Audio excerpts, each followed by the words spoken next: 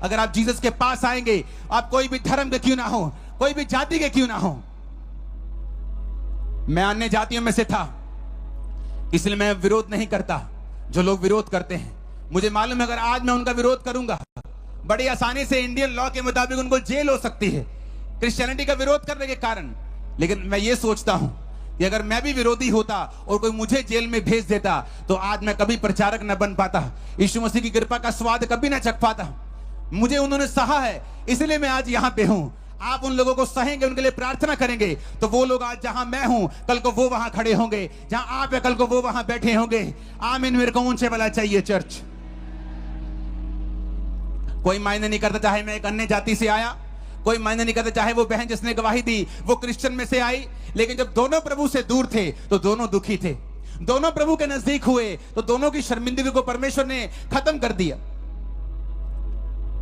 Bible कहती है जब हम यीशु के क्रूस को देखते हैं, आपने स्कूलों के बाहर, कॉलेजेस के बाहर क्रूस लगा देखा होगा। लोग बोलते हैं क्रूस को उतार दो, क्रूस को उतार के पैरों में रख दो, क्रिश्चियन धर्म को नीचे कर दो। वो क्रिश्चियन धर्म की निशानी नहीं है। बाइबल कहती है क्रूस यीशु मसीह ने इसलिए उठाया था कि उस जमाने की सबसे बड़ी शर्मिंदगी वाली मौत क्रूस की मौत थी। क्रूस की मौत उनको दी जाती थी जो बड़े अपराधी होते थे, बड़े बड़े चोर होते थे, बड़े बड़े अपराध करने वाले, संगीन अपराधी होते थे, कत्ल करने वाले होते थे, उनको क्रूस की मौत दी जाती थी। जीसस क्राइस्ट ने उस क्रूस की मौत को सहा। राजा ने कहा, जीसस, यीशु, अगर तू चाहे तो ये मौत टल सकती है, क्योंकि जितने अपराध, जितने ये तुझ पे इल्जाम लगाते हैं, एक भी साबित नहीं कर पाए। सिर्फ तू अपने मुंह से कह दे इतना ही कि ये सारे इल्जाम झूठे हैं। यीशु ने कहा, मैं अपनी मर्जी से अपना प्राण तुम्हें देता हूं और मैं ये घोषणा करता हूं कि अपनी मर्जी से मैं इसे वापस ले लूंगा। और यीशु मसीह मुर्दों में से तीसरे दिन जी उठे, 40 दिन फिर प्रचार किया, 41वें दिन उसी स्वर्ग पे चले गए और अपनी आत्मा को भेजा।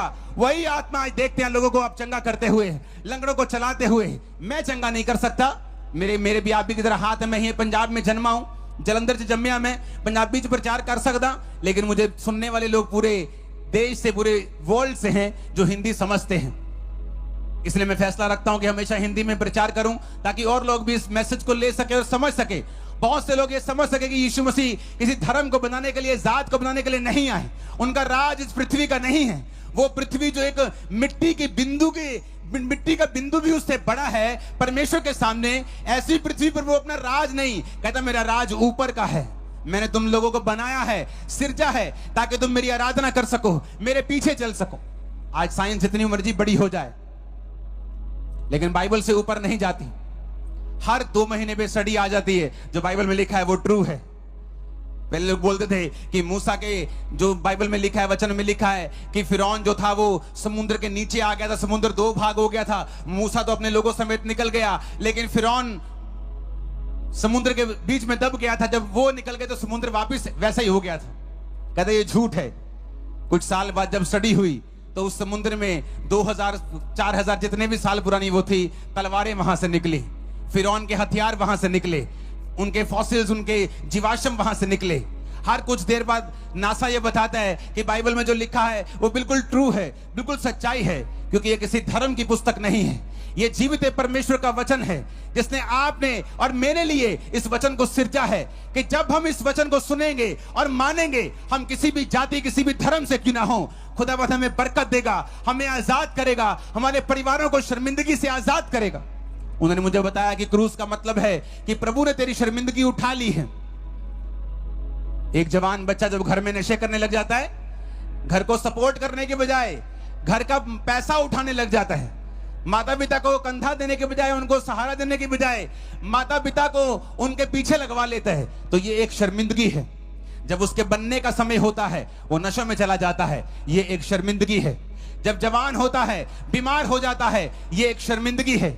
मुझे बताया गया कि अगर मैं जीसस क्राइस्ट के उस क्रूस के ऊपर विश्वास करूं, जो किसी धर्म का प्रतीक नहीं है, बल्कि इस बात का प्रतीक है कि प्रभु यीशु मसीह इस दुनिया में आए थे और मेरे लिए सारी शर्मिंदगी को अपने ऊपर बिना किसी पाप के उठा लिया। आज जो कोई उस क्रूस के ऊपर विश्वास करेगा, परमेश्वर ने कहा वो उसकी शर्मिंदगियां धरती के ऊपर से जाती रहेंगी। मैंने विश्वास किया क्रूस के ऊपर, बाइबल पढ़ी, आज मुझे 20 साल हो चुके हैं, 2024 आ चुका है। 20 साल में मैंने बाइबल में मैंने कितने ही बार, सैकड़ों बार बाइबल पढ़ ली। नया नियम तो मैंने सैकड़ों बार ही पढ़ लिया, पुराना नियम भी कई बार पढ़ लिया। एक भी बार बाइबल में ये नहीं आया कि मैं ईसाइयों का परमेश्वर हूं। एक भी बार ये नहीं आया कि मैं धर्म बदलने आया हूं। एक भी बार नहीं आया कि धरती पे मेरा राज, परमेश्वर ने कहा मेरा राज वहां का है। धरती पर वो राज जो तुम लोग कहते हो, वो राज परमेश्वर स्थापित करने के लिए नहीं आए, वो आत्मिक राज को स्थापित करने के लिए आए। नहीं तो हम लड़ते, शारीरिक रूप में लड़ते तो उसका राज स्थापित हो। यीशु ने कहा मेरा राज आत्मिक है। तुम सब लोग मेरे धर्म और राज का पीछा करो, तुम सब लोग बाइबल का पीछा करो, तुम सब लोग वचन को सुनो। तो देखो अन्य जातियां जिन वस्तुओं की खोज में रहती हैं, क्या खाएंगे, क्या पिएंगे, क्या पहनेंगे, परमेश्वर ने कहा ये सब वस्तुएं तुम्हें पीछे पड़ के मिल जाएंगी। किसी वस्तु के पीछे तुम्हें जाना नहीं पड़ेगा।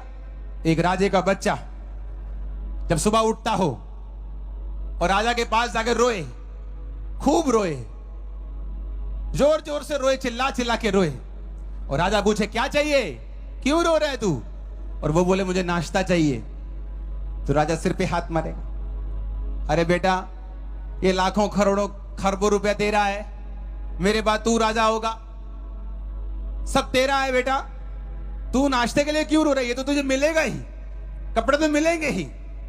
जीसस ने कहा सुलेमान के जैसे कपड़े इस दुनिया में किसी ने नहीं डाले। सबसे बुद्धिमान था वो, आज तक सुलेमान के जैसा बुद्धिमान कोई नहीं हुआ। प्रभु ने कहा सुलेमान के जैसे कपड़े मैंने किसी को नहीं पहनाए, लेकिन एक फूल को, एक फ्लावर को जो सुबह उगता और शाम को झड़ जाता है, उसको सुलेमान से भी अच्छे कपड़े पहनाए हैं। तो तुम्हें क्यों नहीं पहनाऊंगा जो उसके धर्म और राज्य की खोज करते हो। उसने कहा चिड़ियों को देखो, कौओं को देखो, वो नहीं बटोरते, स्टोर नहीं बनाते कि चलो जी दाने रखा लो, इच काम मान गए।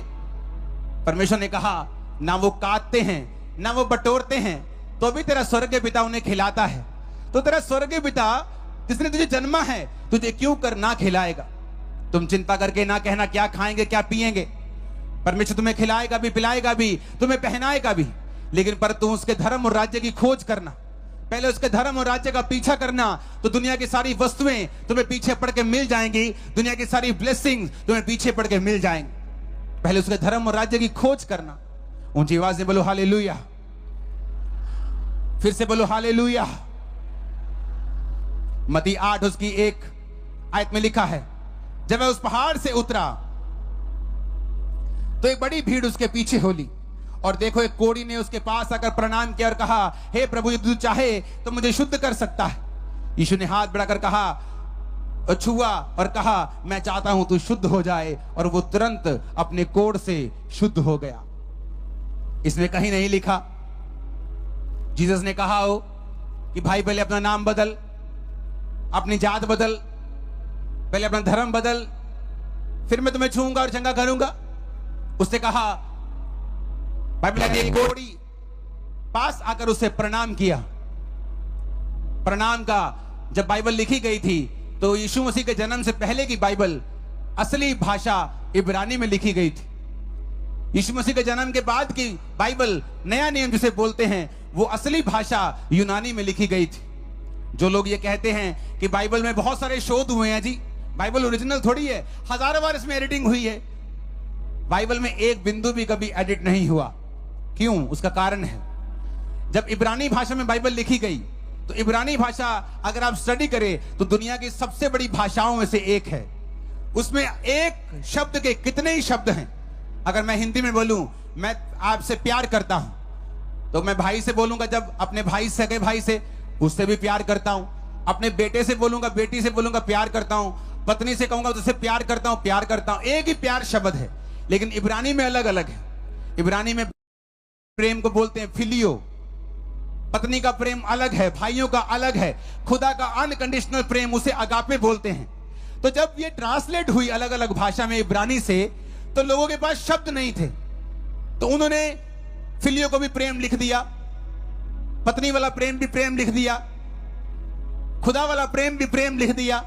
और जब आगे आगे उनको अच्छे शब्द मिलते थे जो उससे भी अच्छा था, तो वो उन शब्द को काट के जो पुराना लिखा होता था एक नया शब्द ऐड करते थे कि असली भाषा के हिसाब से ये शब्द उससे ज्यादा मैच करता है, इसलिए लोग बोलते शोध हुई, जबकि वो शोध नहीं है। इब्रानी और यूनानी भाषा में आज तक एक बिंदु की शोध नहीं हुई, एक भी बिंदु, वचन कहता है। हालेलुया।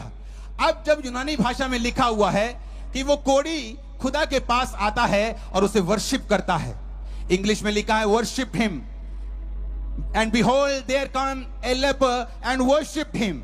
और देखो एक कोढ़ी ने पास आकर उसे प्रणाम किया। अगर आप प्रणाम को यूनानी भाषा में पढ़ें तो उसका मतलब है, आपकी स्क्रीन के ऊपर वो वर्ड आएगा, उसका मतलब है प्रोस्किनियो। प्रोस्किनियो का मतलब है like a dog licking his master's hand. लेकिन जिस तरह एक कुत्ता अपने मालिक के हाथ को चाटता है, आप देखेंगे जो कुत्ता आपसे बड़ा प्यार करता है, जब आप उसके पास एक दिन के बाद जाएं, 24 घंटे के बाद जाएं, 2 दिन के बाद जाएं, या सुबह से शाम आप उससे मिले नहीं, जब आपको मिलता है तो आपके पाँव को वो चाटता है, आपके मुंह को चाटता है, आपके हाथ को चाटता है, पूंछ को हिलाता है।